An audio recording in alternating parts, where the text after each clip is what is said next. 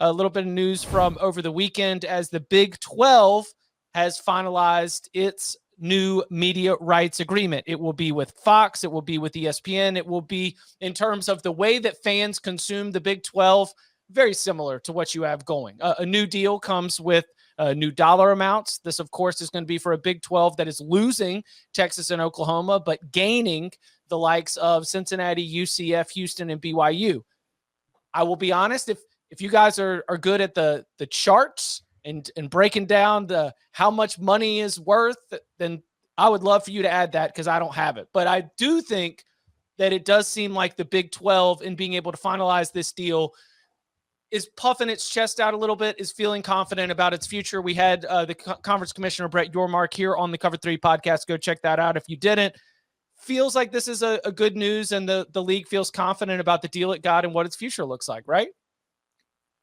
I think so. I did the interview with Yormark, and like he didn't give me a whole lot, right? It was kind of like on a media blitz tour. But one of the things that he did agree on was that the competitiveness of the league would make it attractive to a multi-partner setup. And it appears from reading the Sports Business Journal that the reason the Big 12 cashed in so well is that they were able to convince Fox that like the second tier games in this league are decent entertainment, which I think, at least in the past couple of years, is accurate. So that to me seems like why they cashed in the most. And apparently Big 12 basketball is also decent. I don't watch college basketball, so I don't know. It's pretty good. Okay. They win national titles and stuff. I think they've won the last two at least. Well, the Big Kansas, 10, right? Big 10 hasn't won a national championship in basketball since Michigan State back in 2000. And yes, well, that's just because the Big 10 beats itself up during the regular season, Chip. They're all tired by the time they get to the tournament. That's what the SEC would say if it were football. So that's the only reason that's happened. But you mentioned a great point. Kansas, blue blood in basketball. Baylor, a modern power that Scott Drew has built it. And they're welcoming a Houston program that's clicking right now, too. Big 12 basketball for the future moving forward. Very, very good for sure. Yeah, I think Houston's good in basketball? Who knows? Yeah, they Final Four a couple years ago, knocked Illinois out last year. I think it's a good, it depends what your perspective is. Like if you're trying to compare the Big 12's deal to the SEC and the Big 10, it's not even the same sport pretty much. As far as I think I saw somebody did the math. I think it breaks down to 31.8 million annually per school, but that doesn't include like all the playoff. That's just going to be from the TV deal, which is good because that's more than they were getting with Texas and Oklahoma right now. So you improved, but you're still going to be way behind. But just as far as keeping the conference afloat, I think it's a great deal for the Big 12 because now you've got some stability. You're also, if you're the Pac-12, I think that it's good for the Pac-12 as well. Not in that I don't know what kind of money the Pac-12 is going to get, but in the sense that the Big 12 is not going to be making so much money that there's like a reason for a Pac-12 school to jump now. And I don't think the Pac-12 is going to get the kind of TV deal that's going to give the Big 12 schools a reason to jump at any point. So I think it's kind of my biggest takeaway from the deal is it's probably going to calm things down. Tom, can I ask you this or Chip or Dan, if you know, is there some risk that the networks have cast their lot with the Big 12 and thus it will actually hurt the Pac-12 deal? Big 12 fans seem to be, I don't know why there's been this weird rush between Big 12 fans and Pac-12 fans over because they're trying to poach each other. That's why. Crabs in a bucket.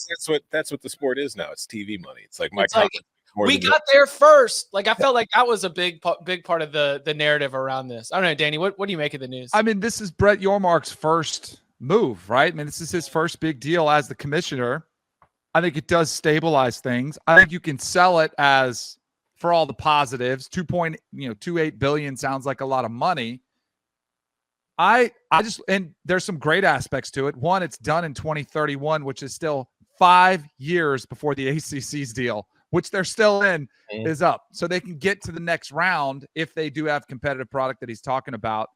I just feel like, I thought when you said just feel like, the big TV players have cast their lot for the Big 12.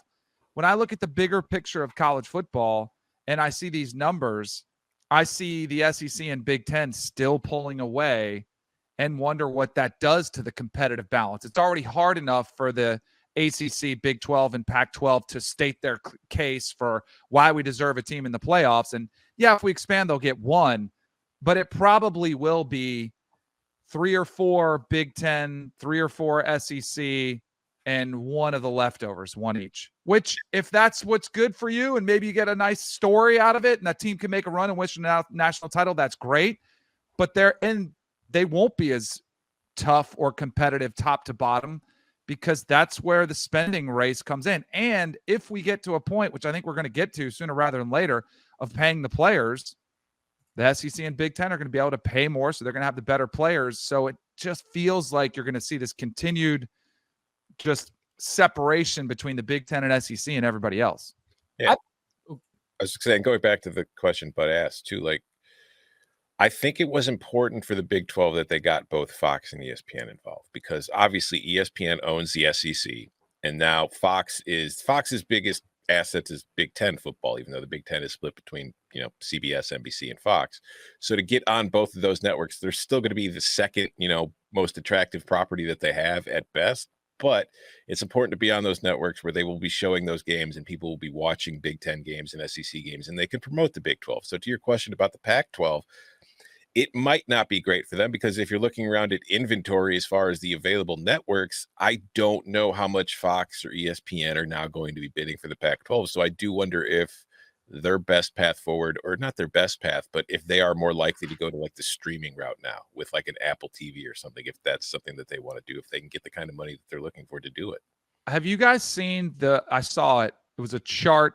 Now, I haven't seen it with the latest Thursday night Amazon Prime, but their ratings from the first, it was like it was just straight downhill slide.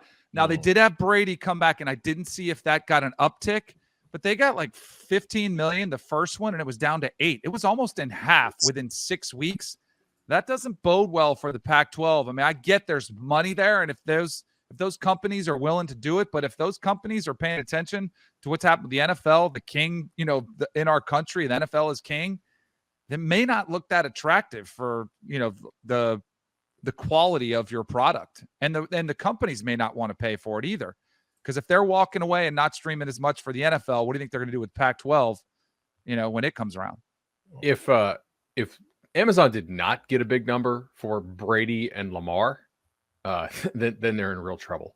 My guess here is just that the games had been so bad that, and like the matchups were bad and they played out poorly in recent weeks. I do think it was interesting. They're going to run some playoff games though, counter to what the NFL's doing. They eventually just said enough is enough. So that was kind of cool to see. I think that people will choose college playoff games.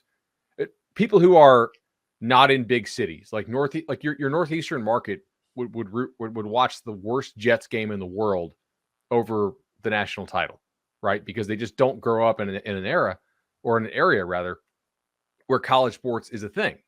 It's like if you're European, like they don't have college sports over there. It's kind of the same thing in the Northeast.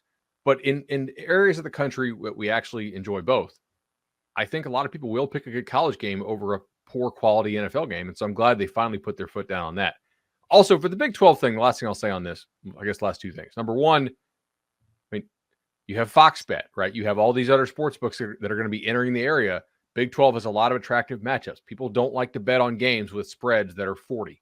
They want to bet on these close games. They want to be able to live bet this stuff. Eventually, I'll use ESPN because I don't want to get in trouble with my own employer. Eventually, you're probably going to be able to bet games on the ESPN app, right? And probably on our own app too. I mean, give us 10, 20 years. I guarantee you'll be able to live bet on the app. Maybe 50. Exciting games that keep people drawn in are important here, right? That's something the Big 12 offers. Even if they're not great, if they're like somewhat competitive within the league, that offers you a lot of betting opportunities. The other thing you're going to see here is the continued push by your 4 or 5 ACC schools for increased revenue share for the top schools that actually draw. Because they're going to see this number and they're going to say, hey, this is ridiculous. Yeah. Why are these teams, why is UCF getting this while Florida State is getting this? Well, Wake and Pitt and Cuse just kind of stuck on the teat of North Carolina and Florida State and the teams that actually draw, whether they're good or not. I'll risk angering the bosses with an idea. Well, listen, no bad ideas. Yeah, I'm just saying, like we've got in the future here, we're losing SEC. We're going to have Big Ten in that 3:30 window. We don't have any primetime games that I know of. Maybe we test the Pac-12 waters, see what they're looking for. If we can get a nighttime game on Saturday night, because I'm not sure what we show on CBS on Saturday nights when we don't have double headers because I'm too busy watching football, but I would bet Pac-12 games will outdraw them. Blue Bloods next. I will show. say this is a mid-season take. I don't know if this take would work in February. I don't know if this take would work in June, but I look across the country, and this has to do, Danny, with what you're saying about pulling away. You can have more money and still stink. I mean, if I'm the Big 12, if I'm the Pac-12, I look at College Station and I'm like, look, you can have all the money in the world, and if you might still stink. So the SEC and the Big Ten are pulling away. And I say February because it probably means that their recruiting is still going to be awesome, right? You know, the recruiting budgets, the staff, the way you're able to build that out. You know, if we do get to a true paying players, that will be significant as well as a resource crunch. But, you know, I'm looking around college football right now, and there are teams that do not have the kind of payouts from their conferences that are playing way better than some of the ones that are making the most in college football. So, yeah, I think they can find their way. Good teams will still be able to find their way to the playoff, and now we've got more spots for them.